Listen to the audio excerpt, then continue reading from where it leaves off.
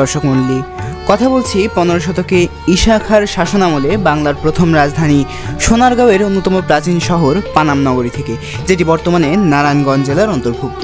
পানাম নগর নারায়ণগঞ্জ জেলার সোনারগাঁওয়ে অবস্থিত একটি ঐতিহ্যবাহী প্রাচীন শহর। বড়নগর, খাসনগর এবং পানাম নগর, এই 3 প্রাচীন নগরের মধ্যে পানাম নগর ছিল সবচেয়ে আকর্ষণীয়। এখানে কয়েক শতাব্দীর পুরনো অনেক ভবন রয়েছে, যা বাংলার 12 ভূঁইয়াদের ইতিহাসের সাথে সম্পর্কিত।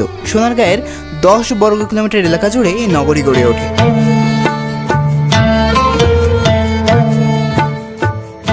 সোনারগাঁ লোক ও কারুশিল্প জাদুঘর থেকে উত্তর দিকে হাঁটা পথেই পৌঁছানো যায় অর্ধচন্দ্রাকৃতির পানাম পুলে।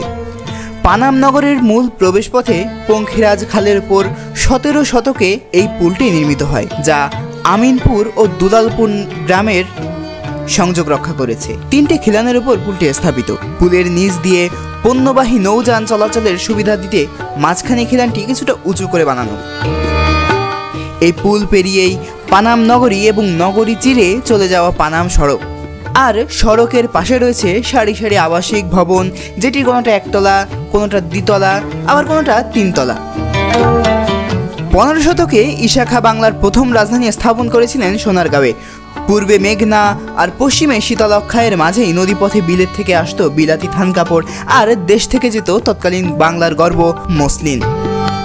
শীতলক্ষা আর মেঘনার ঘাটে প্রতিদিনই ভিড়ত নানা ধরনের নানা বরণের পালতোলা নৌকা। প্রায় ওই সময়ই ইস্ট ইন্ডিয়া কোম্পানির বাণিজ্যিক কার্যক্রম চিরস্থায়ী বন্দোবস্তের ফলে ইউরোপীয় অনুপ্রেরণায় নতুন ঔপনিবেশিক স্থাপত্য রীতিতে গড়ে ওঠে পানাম নগরী। পরবর্তীতে এই পোশাক বাণিজ্যের স্থান দখল করে নেয় নীল বাণিজ্য। ইংরেজরা এখানে বসিয়েছিলেন বাংলার রক্তচোষা সেই নীলের বাণিজ্য কেন্দ্র। ডাব্লু হান্টার সহ অনেক ঔপনিবেশিকের মতে সুলতানি আমলে পানাম নগরী ছিল বাংলার রাজধানী, কিন্তু পানামে সুলতানি আমলের তেমন কোনো স্থাপত্য নজরে পড়ে না, তাই এই দাবিটির সত্যতা ঠিক প্রমাণিত নয়। তবে এটি যে সোনারগাঁওর প্রাচীন শহর ছিল সে বিষয়ে কোনো সন্দেহ নাই। ঐতিহাসিকদের মতে নাম ফলক অনুসারে বেশিরভাগ বাড়ি 19 শতাব্দীর। নাম ফলকে খচিত রয়েছে ভবনগুলো নির্মিত হয় 1813 খ্রিস্টাব্দে। মূলত পানাম ছিল বাংলার সে সময়কার ধনী ব্যবসায়ীদের বসতক্ষেত্র, আর তাদের ব্যবসা ছিল ঢাকা কলকাতা জুড়ে। মূলত তারা তাদের নিজস্ব প্রয়োজনেই গড়ে তোলেন এই নগর। সময় 1611 খ্রিস্টাব্দ। মোগলদের সোনারগাঁ অধিকারের পর সড়ক ও সেতু নির্মাণের ফলে রাজধানী সোনারগাঁ শহরের সাথে পানাম এলাকার সরাসরি যোগাযোগ স্থাপিত হয়। বিলুপ্ত পানাম পুল, দুলালপুর পুল, পানাম নগর সেতু ও 3 দিকে খাল বেষ্টনী থেকে বোঝা যায় পানাম নগরী সোনারগাঁর একটি উপশহর ছিল। মূলত সুলতানি আমল থেকে এখানে বিকশিত হয় বাংলা সংস্কৃতি। পানামের টিকে থাকা বাড়িগুলোর মধ্যে 52টি বাড়ি উল্লেখযোগ্য। পানাম সড়কের উত্তর পাশে 31টি আর দক্ষিণ পাশে রয়েছে 21টি বাড়ি। বাড়িগুলোর অধিকাংশই আয়তাকার, উত্তর দক্ষিণে বিস্তৃত, উচ্চতা 1 তলা থেকে 3 তলা। বাড়িগুলোর স্থাপত্যের ঔপনিবেশিকতা ছাড়াও মোগল, গ্রিক এবং গান্ধারা স্থাপত্য শৈলীর সাথে স্থানীয় কারিগরদের শিল্প কুশলতার অপূর্ব সংমিশ্রণ দেখা যায়।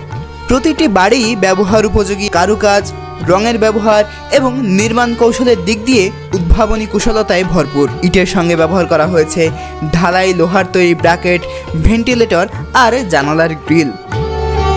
মেঝেতে রয়েছে লাল, সাদা, কালো ইত্যাদির মোজাইক কারুকাজ। প্রায় প্রতিটি বাড়িতেই খিলান ও ছাদের মধ্যবর্তী স্থানে নীল ও সাদা ছাপ দেয়া দেখা যায়। এই বাড়িগুলোতে নকশা ও কাস্ট আয়রনের কাজ নিখুঁত। কাস্ট আয়রনের এই কাজগুলো ইউরোপীয় স্থাপত্যের কাজের সাথে সমতুল্য।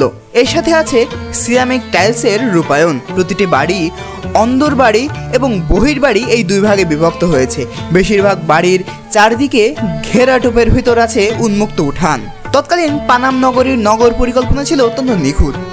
নগরীর পানি সরবরাহের জন্য দুপারে 2টি খাল ও 5টি পুকুর রয়েছে।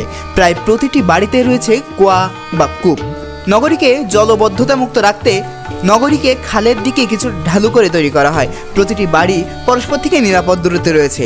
নগরীর যাতায়াতের জন্য রয়েছে একমাত্র রাস্তা, যা এই নগরীর 2 পাশের বাড়ির মাঝখান দিয়ে বয়ে গিয়েছে।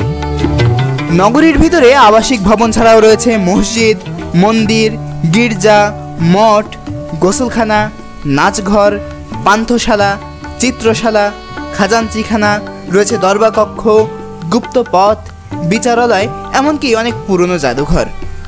এছাড়া আছে প্রায় 400 বছরের পুরনো টাকশাল বাড়ি। সোনারগাঁ লোক ও কারুশিল্প জাদুঘর থেকে পশ্চিম দিকে রয়েছে গোয়ালদি হোসেন শাহী মসজিদ। এই মসজিদটি সুলতান আলাউদ্দিন হোসেন শাহীর আমলে নির্মিত হয়। মোগলপাড়া চৌরাস্তা দিয়ে একটু দক্ষিণ দিকে গেলেই রয়েছে আরও কিছু ইমারত, 12 আউলিয়ার মাজার, হযরত শাহ ইব্রাহিম দানিশ মন্দা ও তার বংশধরদের মাজার। দমদম গ্রামে অবস্থিত দমদম দুর্গ এখানের পর্যটন কেন্দ্রের মধ্যে অন্যতম। এছাড়াও নগরের আশেপাশে রয়েছে ঈশা খাঁ ও তার ছেলে মুসা খাঁর প্রমোদ ভবন, ফতেহ শাহের মসজিদ, সোনাকান্দা দুর্গ, পঞ্চপীরের মাজার, কদম রসুল, চিলকোঠা সহ বহু পুরাতাত্ত্বিক ও গুরুত্ববহ স্থাপনা। ইস্ট ইন্ডিয়া কোম্পানির নীল চাষের নির্মম ইতিহাসের নীরব সাক্ষী হয়ে রয়েছে পানামের নীলকুঠিগুলো। পানাম পুলের কাছে দুলালপুর সড়কের পাশেই এর অবস্থান। জানা যায় শুরুতে এটি কোম্পানির মসলিন বস্ত্র ক্রয় কেন্দ্র ও দপ্তর হলেও পরে কুঠিটি নীল ব্যবসা কেন্দ্র হয়ে ওঠে। যদিও নীলকুঠির বর্তমান রূপ ঢাকা পড়ে গিয়েছে নতুন করে করা পলেস্টারের নিচে। পানাম নগরীর সাথে জড়িয়ে রয়েছে এক উল্লেখযোগ্য ঘটনা। অনেকের মতে একবার পারস্যের খ্যাতমান কবি হাফিজকে আমন্ত্রণ জানিয়েছিলেন তৎকালীন বাংলার সুলতান গিয়াসউদ্দিন আজম শাহ। বয়সের ভারে বৃদ্ধ কবি হাফিজ সে সময় আমন্ত্রণে সাড়া দিয়ে আসতে না পেরে একটি গজল রচনা করেন এবং গজলটি উপহার পাঠান সুলতানকে। এই গজল সূত্র ধরেই ফার্সি এক পর্যটক এসেছিলেন সোনারগাঁয়ে আর মুগ্ধ হয়েছিলেন পানাম নগরীর অসামান্য সৌন্দর্য দেখে।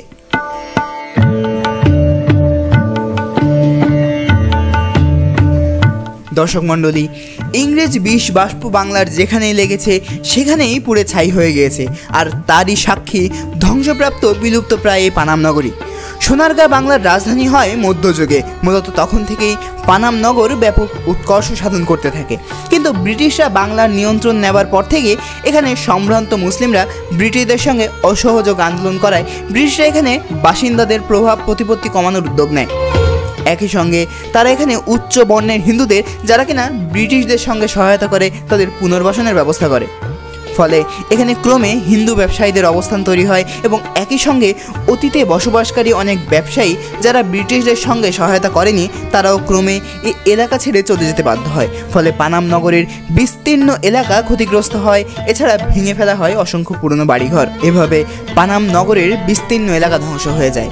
বর্তমানে পানাম নগরের রাস্তার দুধারে পুরনো যেসব ভবন দেখা যায় তা মূলত ব্রিটিশদের সহায়তায় গড়ে ওঠা ঊনবিংশ এবং বিংশ শতাব্দীর হিন্দু বর্ণের উচ্চ ব্যবসায়ীদের তৈরি। কথায় আছে, যেমন কর্ম তেমন ফল, আর তারই প্রতিফলন হিসেবে ব্রিটিশরা চলে যাওয়ার পর এসব ব্যবসায়ীদের প্রতিপত্তিও হ্রাস পেতে থাকে। ফলে ভবনগুলো ক্রমে পরিত্যক্ত হতে থাকে এবং আস্তে আস্তে তা আশেপাশের লোক দ্বারা দখল হতে থাকে। 2009 সালে স্থানীয় প্রশাসনের উদ্যোগে পানাম নগরীকে সম্পূর্ণ দখলমুক্ত করা হয়। 1971 সালের বাংলা স্বাধীন হওয়ার আগে এবং বাংলা স্বাধীন হওয়ার পরে বাড়িগুলো প্রায় 10 থেকে 15 বছর ইজারা দেওয়া হয় এবং পরে নবায়নও করা হয়। তবে এখানে মূল বাসিন্দারা না থাকায় এই ভবনগুলি ইজারাদারদের দ্বারা ধ্বংস হতে থাকে। ফলে 2004 সালের পর থেকে ইজারা নবায়ন বন্ধ করে দেওয়া হয়। পানাম নগরের ইতিহাস ও ঐতিহ্যকে গুরুত্ব দিয়ে বাংলাদেশ সরকারের পক্ষ থেকে এর পুনরুদ্ধারের কাজ হাতে নেওয়া হয়। তবে সংস্কারের কার্যক্রম এই উদ্যোগকে অনেকে স্বাগত জানালেও সংস্কার কার্যাবলীতে সন্তুষ্ট হতে পারেননি অনেক বিশেষজ্ঞ ও ঐতিহাসিক। অনেকে ভবনকে সংস্কারের নামে মূল স্থাপত্যিক সৌন্দর্য ঢেকে ফেলা হয়েছে বলে অভিযোগ করেন। বিশেষজ্ঞ দলে বিদেশি বিশেষজ্ঞ না নেওয়ার কারণেও এ ভুল হয়েছে বলে অনেকে মত প্রকাশ করেন। তাছাড়া পর্যাপ্ত তথ্য সংরক্ষণ ছাড়াই কাজে হাত দেওয়া হয়েছে বলেও অনেকে অভিযোগ রয়েছে। যেমন সংস্কার কার্যক্রমে 100 বছরের পুরনো কাশীনাথ ভবনের পুরনো অলঙ্করণ ফেলে দিয়ে নতুন করে অলঙ্করণ করা হয়েছে। তাছাড়া অতীতে ছোট ও চ্যাপ্টাকৃতির ইটের পরিবর্তে ব্যবহৃত হয়েছে বর্তমানের বড় আকারের ইট, যেটি কোনোভাবেই তৎকালীন ইতিহাস ও ঐতিহ্যকে ধারণ করে না। বাংলাদেশের এই পানাম নগরের ইতিহাস, ঐতিহ্য, সংস্কৃতি নিয়ে 2010 সালে নির্মাণ হয় সুবর্ণ গ্রাম নামে একটি ডকুমেন্টারি ড্রামা। নাটকটি রচনা করেন ইলোরা লিলিত এবং পরিচালনা করেন ফারুকে আজম। এছাড়া 2010 সালে নাসিরউদ্দিন ইউসুফের পরিচালনায় গেরিলা নামে একটি পূর্ণদৈর্ঘ্য বাংলা চলচ্চিত্রের চিত্রায়ন করা হয় পানাম নগরীতে। চলচ্চিত্রে মুক্তিযুদ্ধ পূর্ব বাংলাদেশকে তুলে ধরতে পানাম নগরীকে বেছে নেওয়া হয় এবং ছবিটি মুক্তি পায় 2011 সালে। দর্শক, আমাদের ইতিহাস ও ঐতিহ্যকে সংরক্ষণের দায়িত্ব আমাদের, আর তাই সংস্কারের চেয়ে জনসচেতনতা বেশি প্রয়োজন। আমরা সচেতন হলেই বদলে যাবে আমাদের দেশ, বদলে যাবে আমাদের সমাজ। তাই চলুন কবি কাজী নজরুল ইসলামের কণ্ঠে কণ্ঠ মিলিয়ে আমরাও বলি, তোমার ছেলে উঠলে মাগো রাত পোহাবে তবে। ভালো থাকবেন, সুস্থ থাকবেন। দেখা হবে আগামী কোনো পর্বে নতুন কোনো ইতিহাসের সন্ধানে। খোদা হাফেজ।